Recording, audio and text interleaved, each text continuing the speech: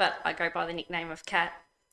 I've been studying and meditating at this lovely temple for about 5 years, and it has truly become a lifelong interest. Over the next 4 weeks, we'll be exploring the following perfections: generosity, ethics, patience, joyous effort, concentration, and a touch on wisdom. This course is based on the essence of the path to enlightenment, which I've got here. It's a beautiful book by Geshe Loden, who without him, this temple would not exist, nor these beautiful Dharma books. Today I'll be talking about generosity and ethics, and hopefully within these subjects you can set small goals to take away and implement them into your day-to-day life. Hopefully I can give you some inspiration and a starting place for your practice or energy to renew. But to settle in, let's begin with a meditation. We can do a short meditation to focus on the breath. So if you like, you can close your eyes, or you can have your eyes partially closed and unfocused. If you're on a chair, try to have a straight posture with your feet flat on the ground. If you are on a cushion, try to have a straight posture again with your feet crossed in front of you. So let's just close our eyes and relax.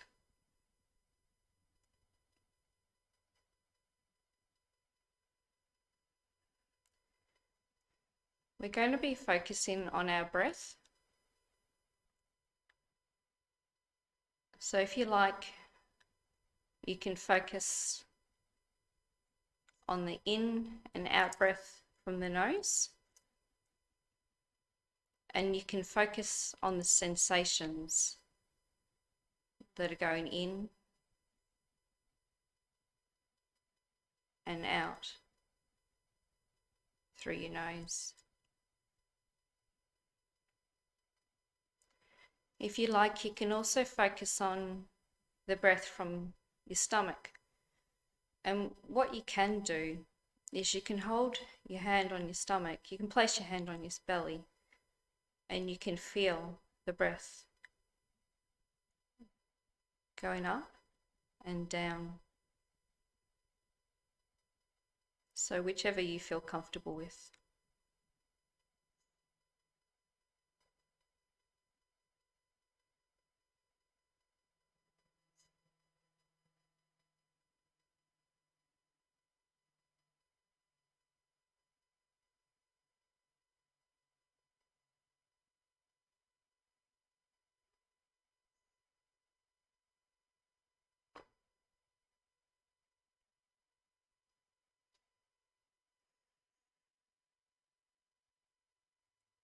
What you can do is you can also count your breaths if it's not too much of a distraction. 1 breath in, 1 breath out, 1 breath in, 1 breath out. And you can go on your own rhythm for a count of 10 breaths. And when you reach 10 breaths, start again from 1.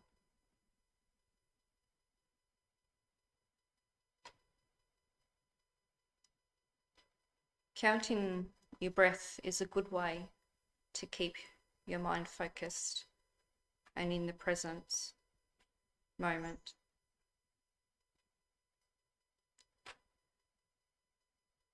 But if you do find it a distraction, you can focus on the sensation, either through the tip of your nose or through the sensation in your belly.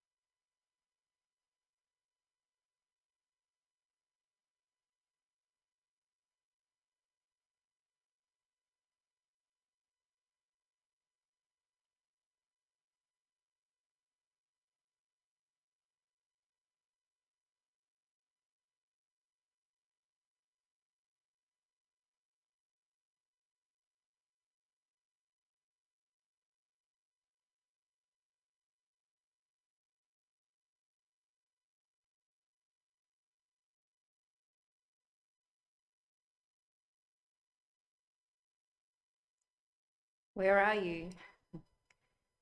Are you still focusing on your breath? It's okay if you've latched onto a thought and are daydreaming about it, or thinking of a present or past moment or future moment. That's okay. And just go back to the meditation object of your breath and start again from one. Breathing in and breathing out.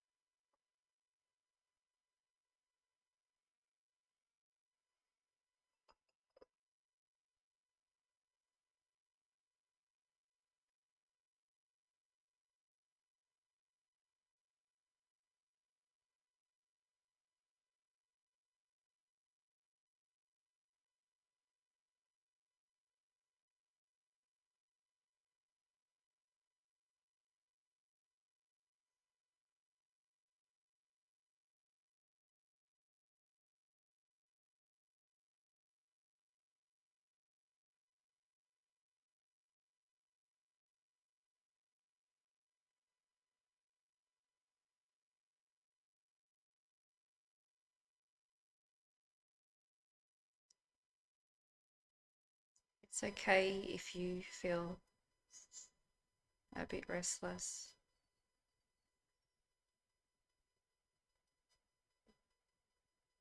Just like if you fly away on a thought, it's about acknowledging it. Stretch your legs out and then put them back in and settle back on the object, which is the breath. And any time you become distracted, It's about re-engaging with the objects of the breath.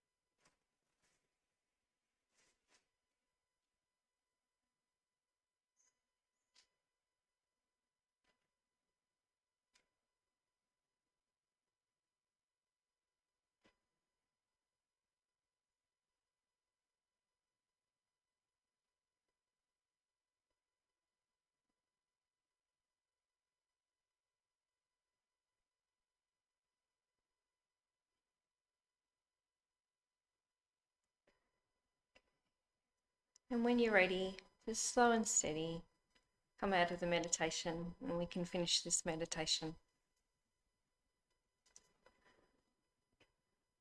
Before I go into the topic, just a short mentioning about breathing meditation is that you can actually do this throughout your day. You don't really need to wait until you're meditating on a cushion in order to do breathing meditation. So, you know, if you're having a moment at work and you might be a little bit stressed, you know, take time, you know, just you're at a desk, just close your eyes and just concentrate on your breath. And that would help you to calm any nerves and bring you back to the present, and then it can focus you a little bit. So you can do breathing meditation on the cushion and off the cushion. And if you are trying to establish a practice, you can start off with, you know, 5 minutes of breathing meditation a day. That's fine. And then you can gradually lengthen it to, you know, 10 minutes, 15 minutes. But I suppose it's not about beating yourself up. You know, if your mind does get carried away on a thought, or, you know, if your body's feeling a little bit restless, it's just about, you know, bringing your mind back to the attention of the object, which is your breath. And breathing's pretty good because we breathe all the time. So it's a pretty good object to focus on and to come back to.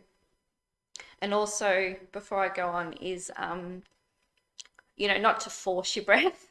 You don't want to be breathing in and out and in and out fast or heavy. You just want to try and have it your natural rhythm and your natural breath, and just try and concentrate on it. But that does take time to actually feel your natural breath without actually forcing a breath through your nasal passages. Okay.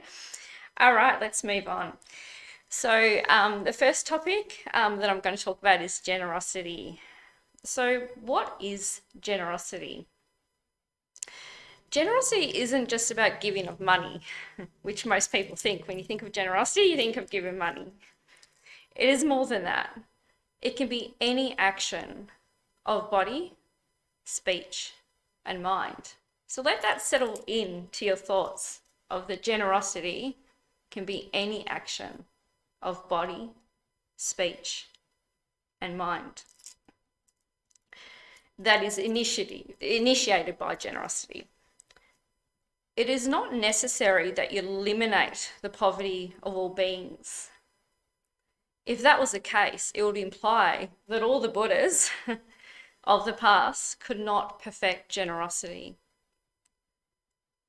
A quote from Shantideva in his engaging in the Bodhisattva deeds is, if the alleviation of the poverty of beings were the perfection of generosity, since starvation still exists now, how have the previous Buddhas perfected it? So that's just something to keep in mind. So how can we be generous? we can be generous in very small ways, where we can give freely without feeling an attachment to the item we're giving. So that's before I move on, that's a really important point. When you're giving, you want to be able to do so freely. You want to do so from your heart. But when you give, you want to do so that you don't feel attachment to the object you're giving. So if you can only, say if we're talking about money, if you can only give $5 freely, you give $5 freely. But you wouldn't want to give $10 and have this sort of resentment building in your mind about giving that $10. So you don't want to have attachment to the item that you're giving away. And also when you're giving, you don't want to expect anything in return.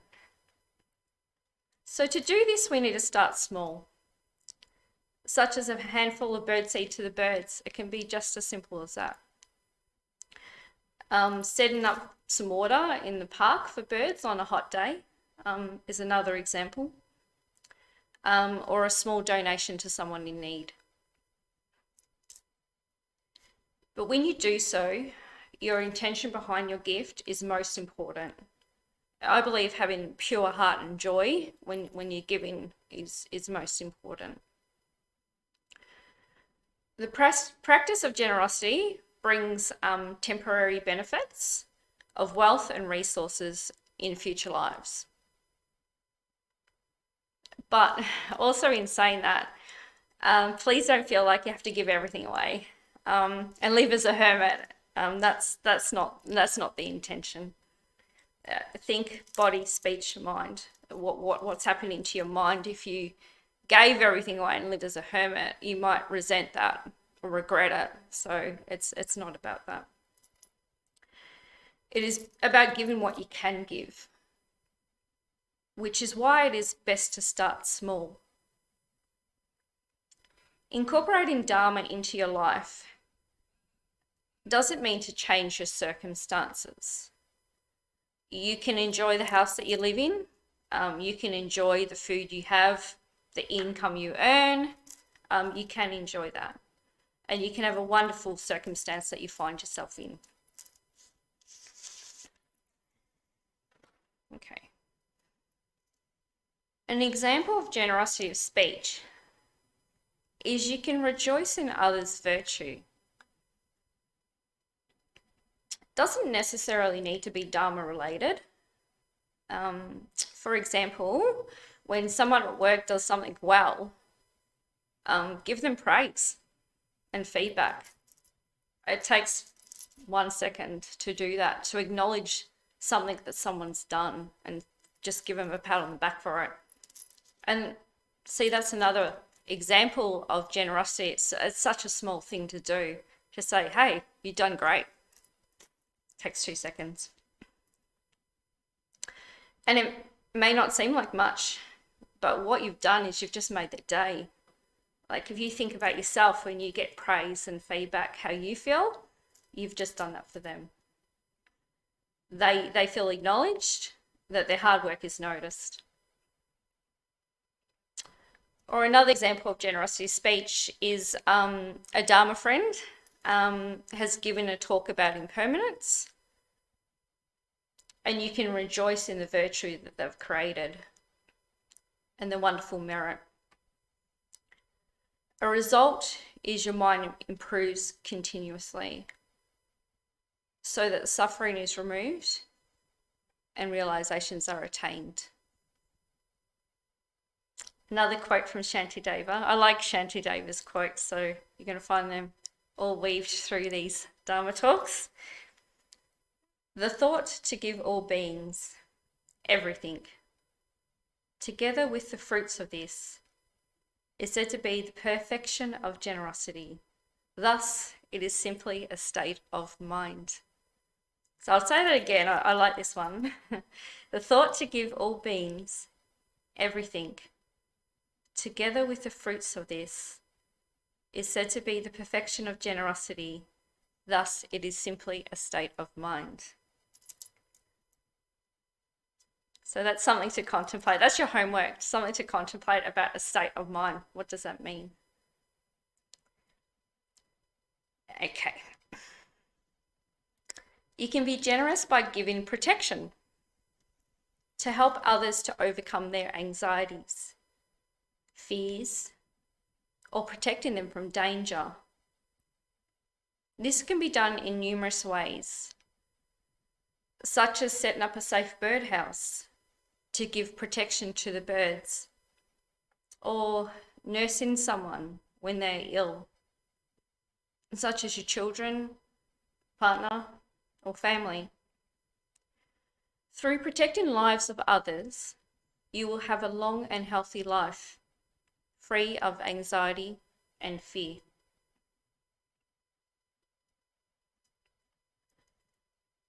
You can also be generous through giving love. So isn't that amazing? You know, just giving love, something you can just do naturally. You get the merit of generosity. So that's fantastic. You can be generous through giving love, continuing to view others through the eyes of love. And this can be achieved in small steps too. So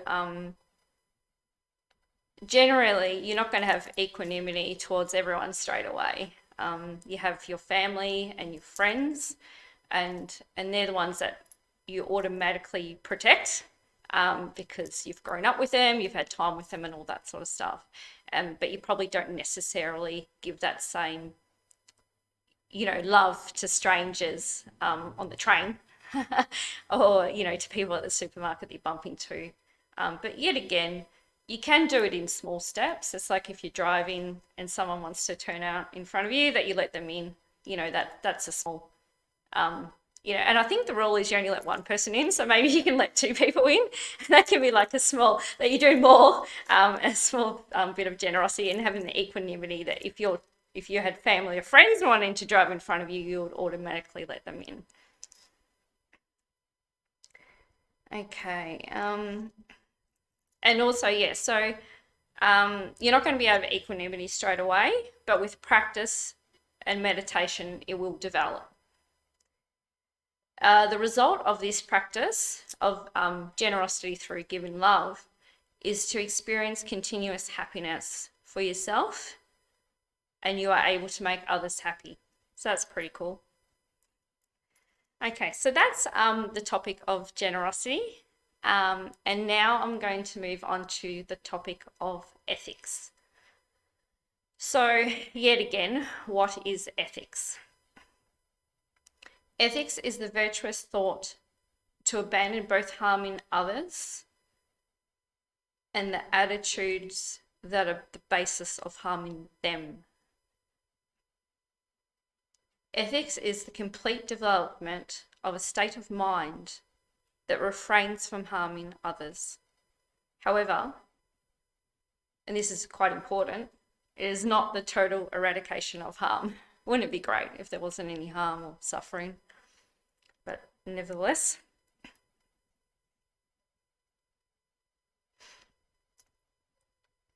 if this was the case, previous Buddhas would have eradicated all violence and harm. So, yeah. Another quote from Shantideva. Nowhere has the killing of fish or other creatures been eradicated. The attainment of merely the thought to abandon this, so the attainment of merely the thought to abandon this is explained as the perfection of ethics.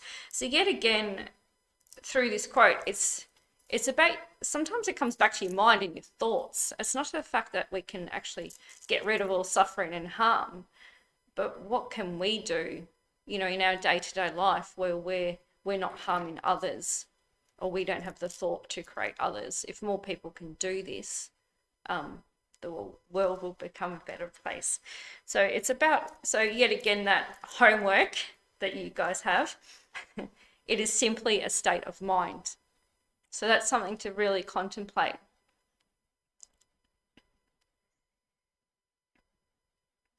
Practicing ethics is the cause of gaining higher rebirths and is a foundation practice leading to liberation and enlightenment. Generosity is dependent on ethics, generosity is dependent on ethics, as are all the six perfections. And as we do go through the six perfections, I hope you all guys can come for the 4 weeks. But as we do go through the six perfection, you're going to notice that they all depend on one another. One just doesn't, you can't just have generosity standing out by itself. Generosity actually goes hand in hand with ethics, as ethics go hand in hand with generosity. So that's pretty cool. Okay. The essential practice of ethics. So this is the essential. This is the essential practice of ethics, is to avoid the 10 non-virtues. And the essence is not to harm others. So what you want to do in ethics is to avoid the 10 non-virtues and not to harm others. So you write that down in your journal. So just as you do not appreciate being hurt, other beings equally seek the same. We should refrain from not only harming humans, but animals as well. Sometimes people see humans being sort of like up here and animals being here, and that there's no cause or effect to, hurting animals, but that's not true. They're living beings just as much as we are. Animals actually have greater suffering than humans, and they will cry out in pain, and they try to protect their babies just the same as what humans will do. So what are the 10 non-virtues? Okay, so remember how I was talking about body, speech, and mind? So you've actually got the 10 non-virtues of body is, so it's physical, so it's killing, stealing, or sexual misconduct. The 10 non-virtues, there's the non-virtues of speech. So you think of speech is lying, divisive speech, harsh speech, and even gossip. So gossip's actually something we can easily fall into. Sometimes you gossip just because you want to sort of feel a part of what's going on. You probably don't have that negative intention, but you do. So that's another thing. So that's the non-virtue of speech. And the non-virtue of mind is covetousness, malice, and wrong view. Okay, so I'll just say them all together. So killing, stealing, sexual misconduct, lying, divisive speech, harsh speech, gossip, covetousness, malice, and wrong view. And there will be a test afterwards.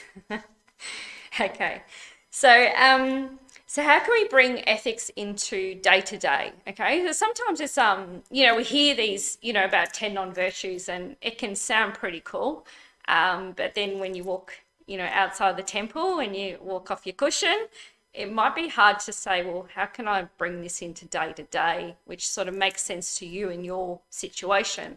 It's just like with generosity, where I said you didn't want to sell everything and become a hermit somewhere, in a cave. The same thing with ethics. Like, it can't just, you just can't straight away go, okay, I'm going to, do 10 on virtues perfectly, no worries. You've got to start in small steps. And what you can do is you can look at the 10 non-virtues and you can see which one you do the most of. And it can be something like gossip. You might be the one at the water fountain at the workplace, gossiping away. And that might be something that you can work on, just step by step, slowly. So you don't have to feel like you have to do everything at once. Because what happens, and like with anything, if you try to do everything at once, you tend to just give up. You're like, oh, it's all too hard. I'll just give up. Not realizing that, it helps your own mind out to not have these 10 non-virtues, not only to the harm that you cause in others, but just the harm you cause in yourself without realizing. Okay, so yet again, I'll go back to, so how do we bring ethics into day by day? And it's step by step. And it is nice to be motivated by the 10 non-virtues, that's what I've just said. It gives us inspiration, and that's quite important. It's having that inspiration to do it. And it also may be hard to know where to start. But if you look within yourself at which of the 10 virtues you're good at, and which ones you need to work on. If you find yourself in situations where you gossip, you can always check your mind. So it comes back to that mind piece, to check your mind. So before you gossip, think, what am I thinking? What am I about to say? So yet again, going back to that breathing meditation that we did at the start, is if you can, before you react or act, is if you could do that just slight breath in, and then you can say, okay, what am I going to contribute to this conversation? Am I going to gossip? And you can stop yourself. And you can do it very small and really small steps. So it's actually quite empowering. It's actually quite empowering to be able to know what you're going to say and not just say it out of action or reaction, to take that moment to have a step back and be in the present moment. Okay, but remember, it always comes back to that mind. So you can always check your mind before going into a situation and contribute facts only. So normally when you're gossiping, sometimes it's not even about fact. You could be just sort of generalizing. So you can actually contribute facts only. And you guys already know this, gossip does not contribute to a conversation, and you or the other person are just expressing a point of view. None is fact. So that's something to keep in mind. So just give me a second, I'll just have a little drink.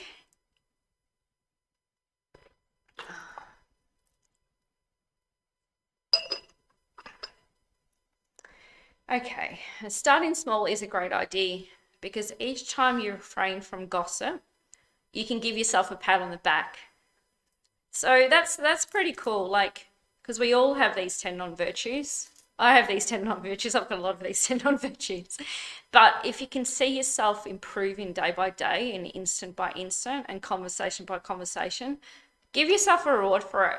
Acknowledge yourself, acknowledge it, instead of just looking at all the stuff you don't do right, which I've got a big list of it. Look at what you do right, because that gives you the motivation and inspiration to keep going with what you're doing, because you do make a difference and you are important.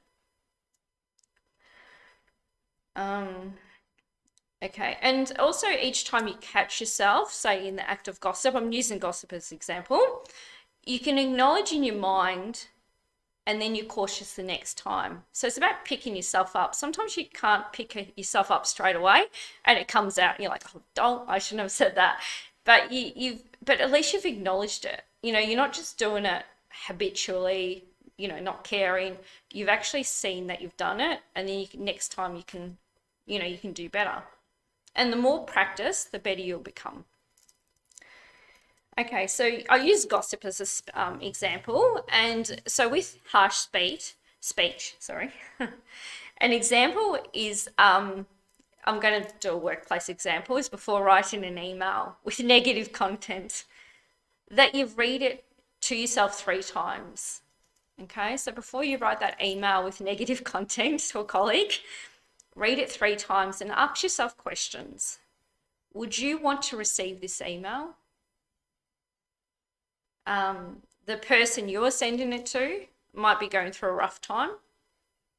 Would receiving this email give them joy? So before you just hit the send button, ask those 2 questions to yourself. Would you like to receive this email? And would it give them joy receiving that email?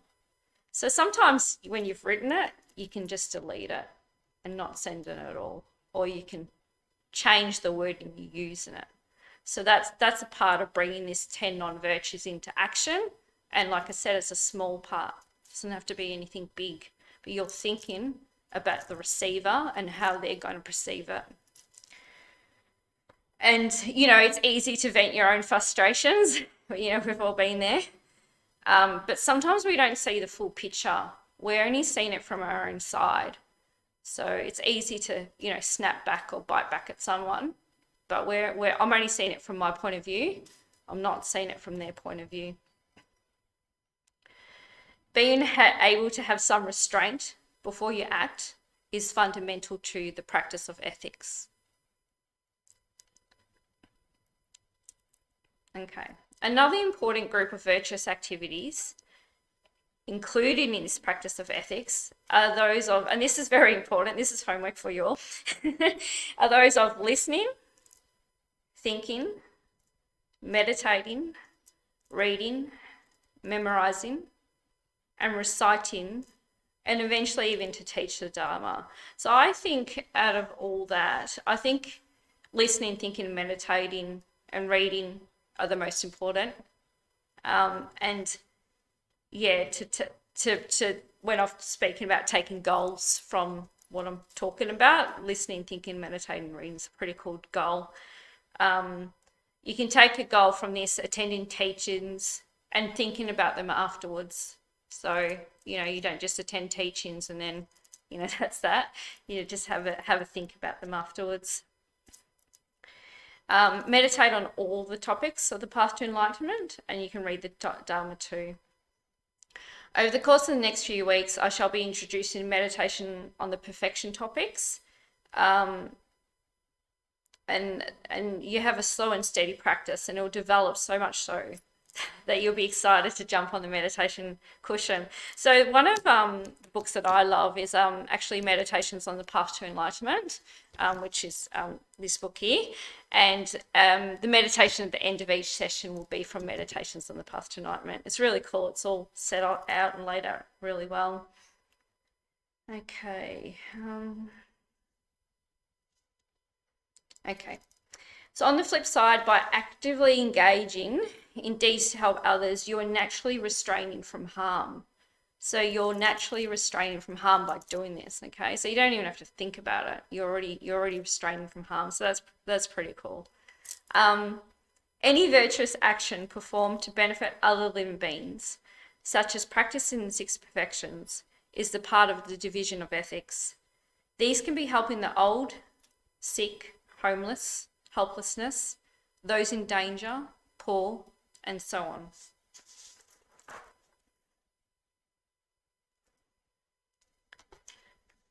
Both generosity and ethics can become a perfection when joined with the 3 supreme qualities: supreme reliance, supreme method, and supreme dedication.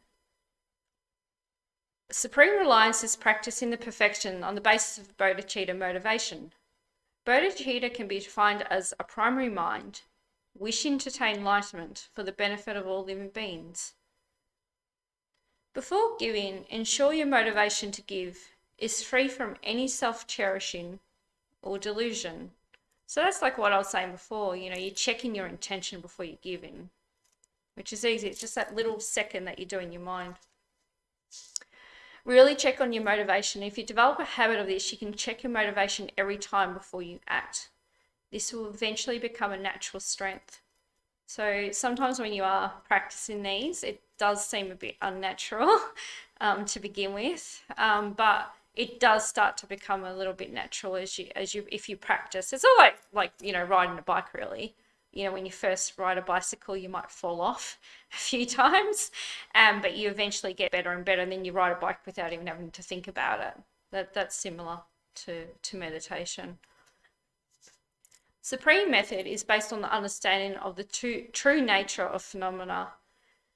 We will explore this concept when we explore wisdom in week 4, so stay tuned on that one, on this 4-week series.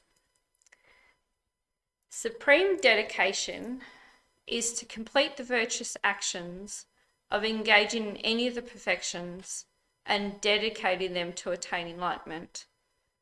Throughout the day, not just in meditation, you can look within yourself and see your motivations.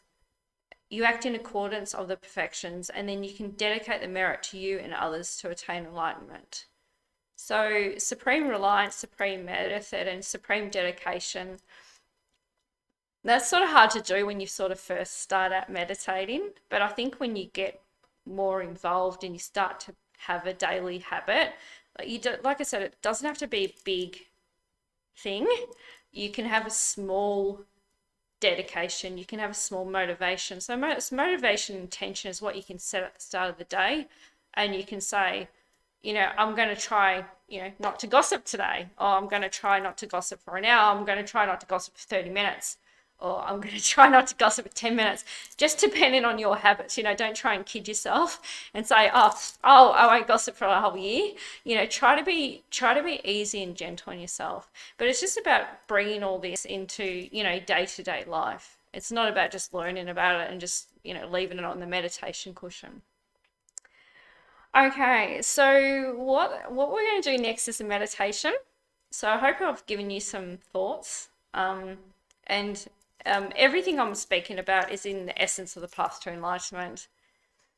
So our meditation is from the Meditations on the Path to Enlightenment, and it's going to be a meditation on ethics. So what we'll do is we'll go back and we'll go into that breathing meditation just to get us settled back into the practice again. So we'll take a few minutes to concentrate on the breath. And then what I'm going to be doing is I'm going to be talking through a meditation about ethics, and you're going to be listening. And it's sort of like an analytical meditation. So you listen and applying it to your own thoughts. It's not about like removing all thoughts from your mind or anything like that. That's not meditation. So what you can do is you can get comfortable again. So in your seat, have a upright posture, have your eyes closed or partially open. If you're on the floor, you can cross your legs in front of you. Try to have a straight posture, but not rigid. And you can also have your hands in your lap. It looks like this. It's actually a concentration posture, as I suppose if it sort of slips, you've fallen asleep. So if you keep it like this, it's good for concentration. Okay. So what we'll do is we'll focus on the breath for the next 5 minutes, and then I'll talk you through an analytical meditation. So close your eyes and start to focus on your breath. Yet again, either at your nose, that sensation at the tip of your nose, or you can rest your hand on your belly and you can focus on the sensation at your stomach of your breath moving in and out. And if you found before that you liked the counting method, where one breath in is 1, where you go breath in 1, breath out 1. You can count to 10, and then when you get to 10, resume back at 1. So let's just relax in and breathe for a while.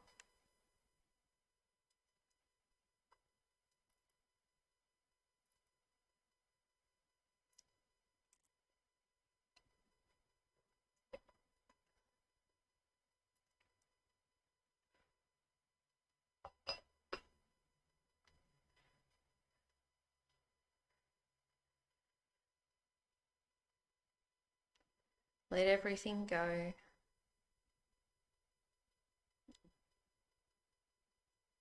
Try not to think about past thoughts or future thoughts. The object is to concentrate on your breath.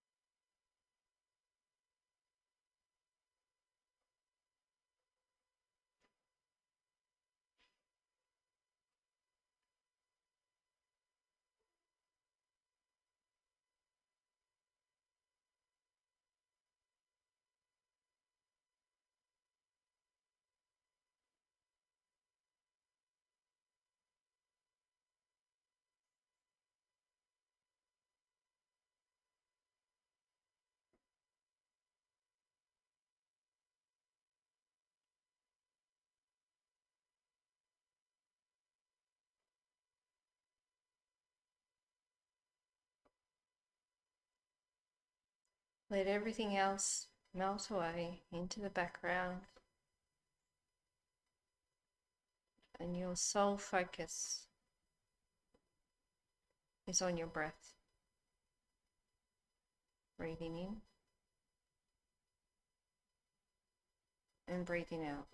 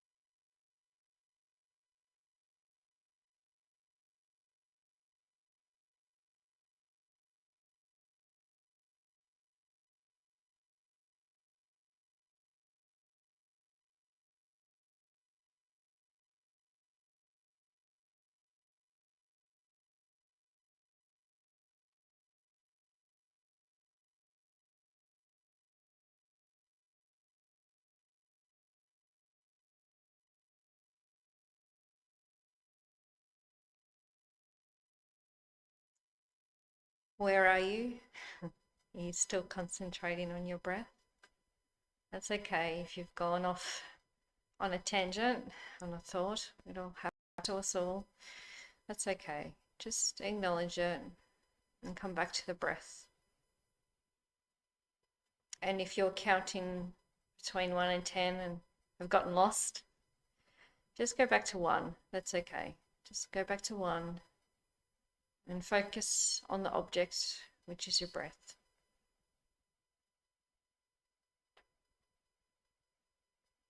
And don't beat yourself up about it. There's already enough suffering without beating yourself up about it. That's okay. Just let it go and go back to your breath.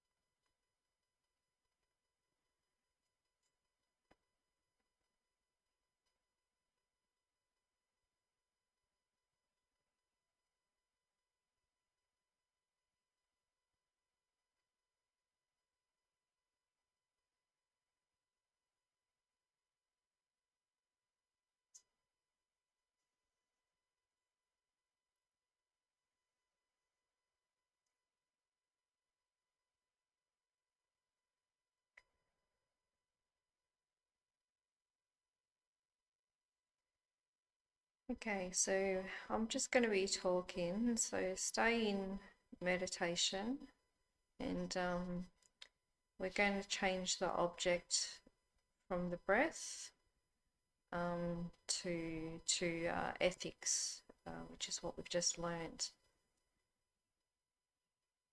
So recollect the nature of ethics.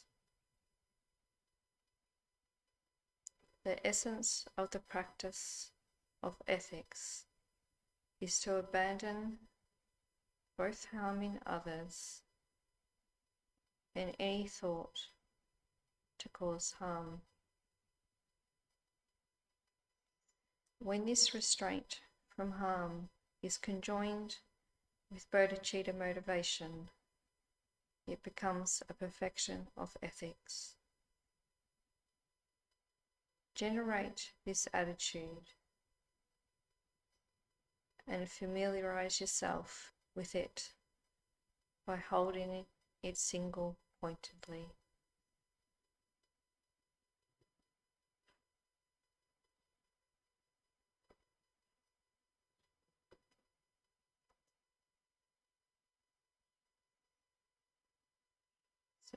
Bring your own examples to your mind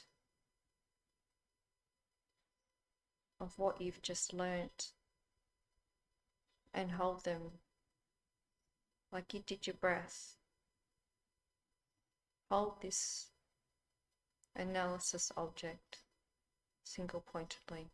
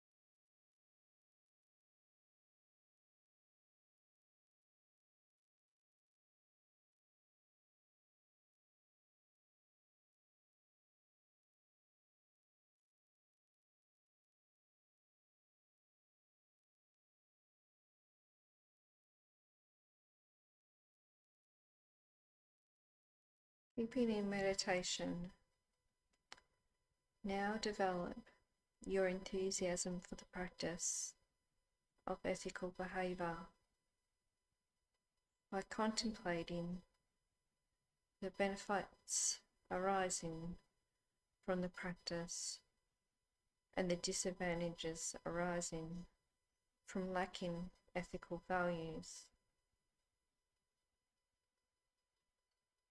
Ethics is the foundation of all goodness, higher status, and happiness. It is a base for the attainment of liberation and enlightenment. The person who abides within the framework of ethical behaviour is a natural source of happiness and enjoyment to others. Such a person retains a sense of ease and personal confidence and experiences the karmic results of restraint from harm, that is, not to be harmed by others. On the other hand, the lack of ethics allows the creation of many causes for the rebirth. Without the power of ethical restraint, you easily engage in the 10 non-virtues and continue to experience all the suffering that is their result. Your mind is constantly agitated and plagued by an innate sense of guilt, so that no matter what your status and wealth, you have no peace.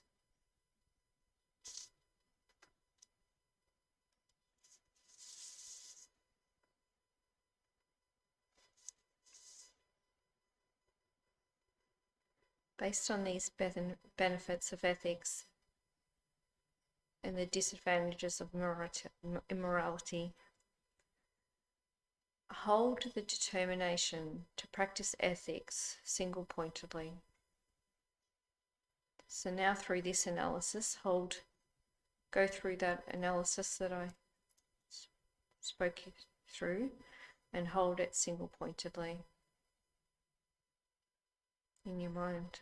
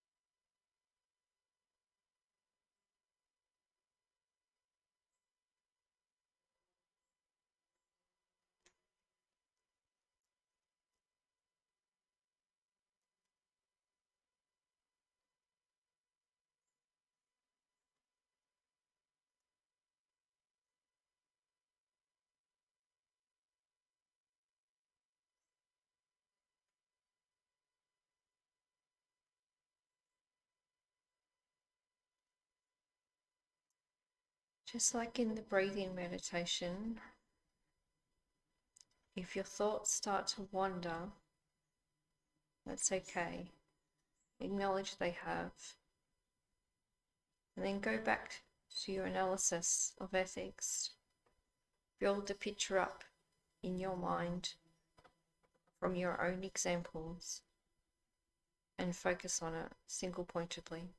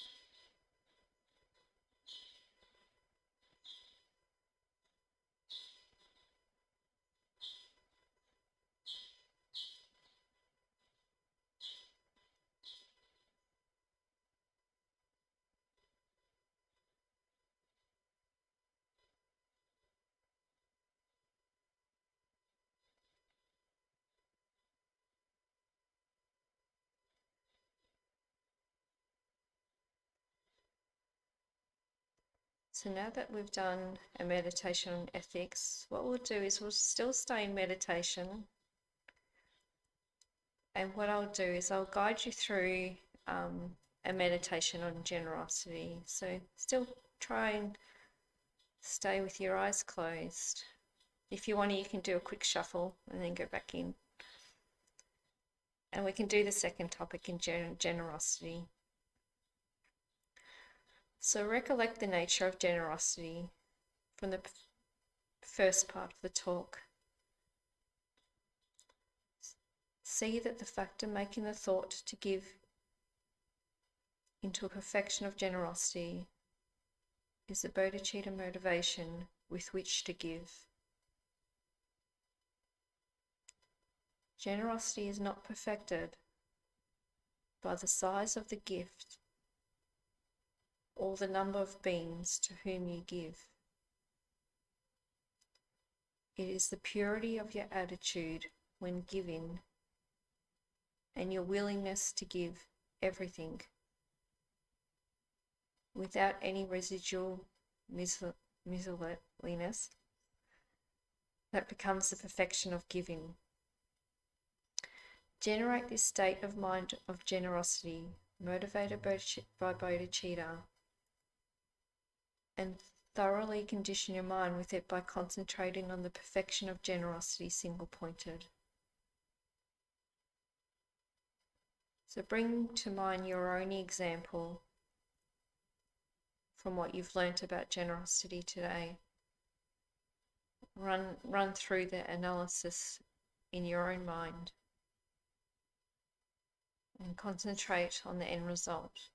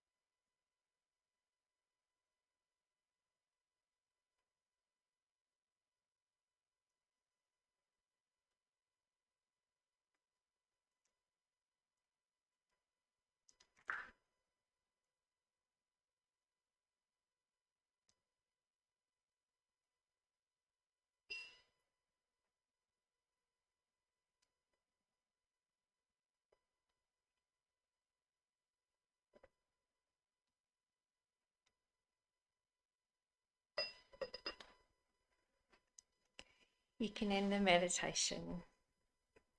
Slowly come out of the meditation, no need to rush. So I was a bit hard on you guys. I decided to do a long continuous meditation from the start of that breathing meditation. But it just shows that, if you want to start off with like, a 5-minute breathing meditation, and then if you wanted to do, a meditation on ethics, you can actually stretch between. Don't feel like you have to, sit there stagnant for 30 minutes. So if you do, give your body a break and do small movements in between, that can help as well. With your sitting meditation. And also, practice, like riding a bike makes perfect. So, the more you practice and the more you meditate, the better you can become. And there's also 2 meditations that we went through. So the breathing meditation is where you're focusing on your physical breath going in and out, but you're like all external objects and that go into the background. Whereas the meditations on the path to enlightenment, and the ones I just guided you through, are analytical. So what you're trying to do is what you've learned. You're trying to bring the analysis into your mind. So you're thinking about it, and you're going through an analysis of what makes sense to you. So your own circumstance, your own experiences, and then you're focusing single pointedly on the end. So there's no right or wrong. Don't feel like, oh, what am I supposed to be seeing? What is this object? If you're more of a visual person, you actually might see, visualizations when you're doing that analytical meditation. If you're not more of a visualized person, you might just go through the verbal analysis and then, you're focusing on that end point. So yeah, there's no right or wrong with the meditation.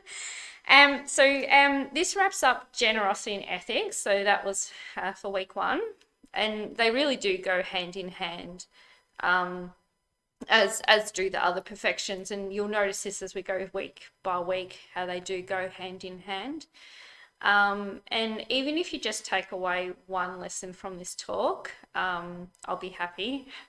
I won't be giving you any homework, but or quizzing you on what you learned. But yeah, if you take away one thing that is meaningful to you, and work on it, and then you would actually turn a weakness into a strength. Next week, next week I'm not talking. The next week is Mother's Day, and so there won't be a class on Sunday, but I'll be here the week following, and on that week I'll be talking about patience, and patience is a big topic. So patience is just going to be in as one topic, and how to overcome feelings of anger that can arise.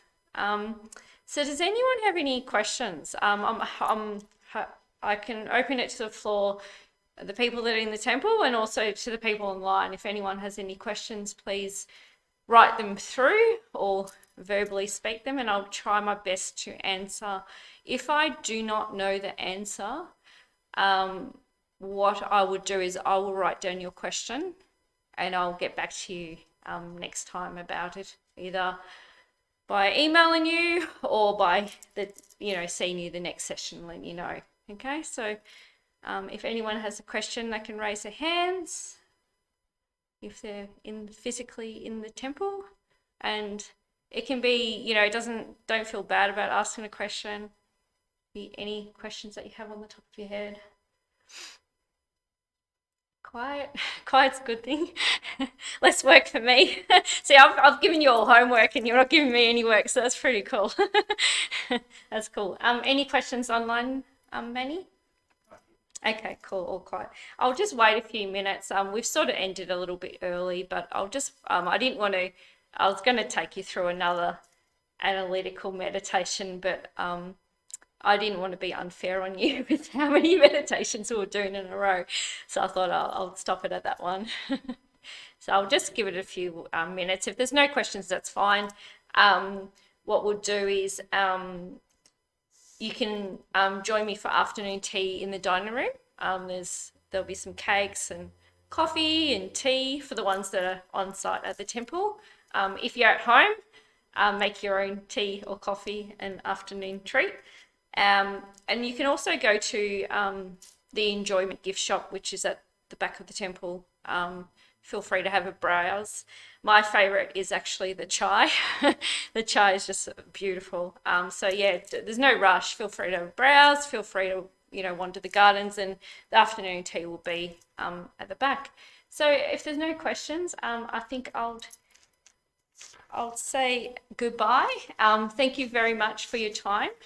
See, you can be generous in small ways. You've been generous to me by coming here. And yeah, I'll see you in 2 weeks' time. Have a beautiful afternoon, everyone.